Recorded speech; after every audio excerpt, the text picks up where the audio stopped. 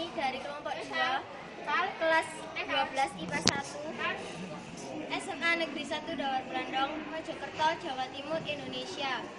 Di sini kami akan mempresentasikan proses perkecambahan tumbuhan epigeal dan hipogeal. Perkenalkan, nama saya Anggun Megitawati. Perkenalkan, nama saya Indri Aryani.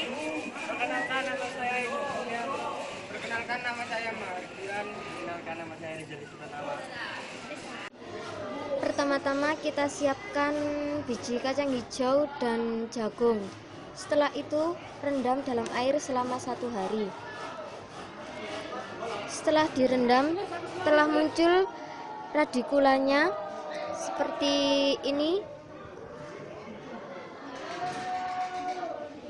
Setelah itu rendam dalam kapas. Hari pertama telah muncul radikulanya, tetapi tidak begitu panjang.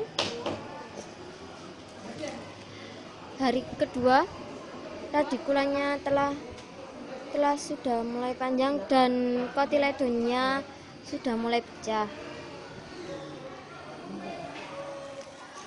Hari ketiga batangnya sudah panjang dan kotiledonnya sudah pecah dan mulai tumbuh daun sejati.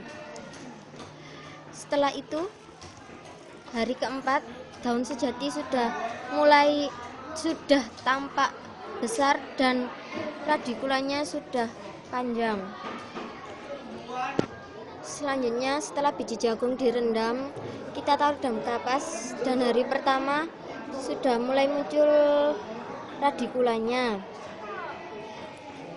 Hari kedua radikulanya sudah panjang dan batangnya sudah mulai tumbuh.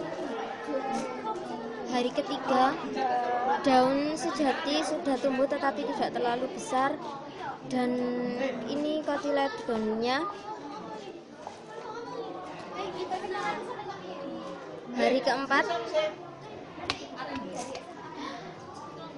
Hari keempat ini daun sejatinya sudah besar dan radikulanya sudah panjang-panjang. Inilah yang dapat kami sampaikan melalui penelitian kali ini, yaitu epigeal melalui peristiwa hipokotil adalah kotiledon berada di atas, sedangkan hipogeal melalui peristiwa hipokotil adalah kotiledon berada di bawah. Demikianlah penelitian yang telah kami lakukan. Atas kurang lebihnya kami mohon maaf. Sekian, terima kasih.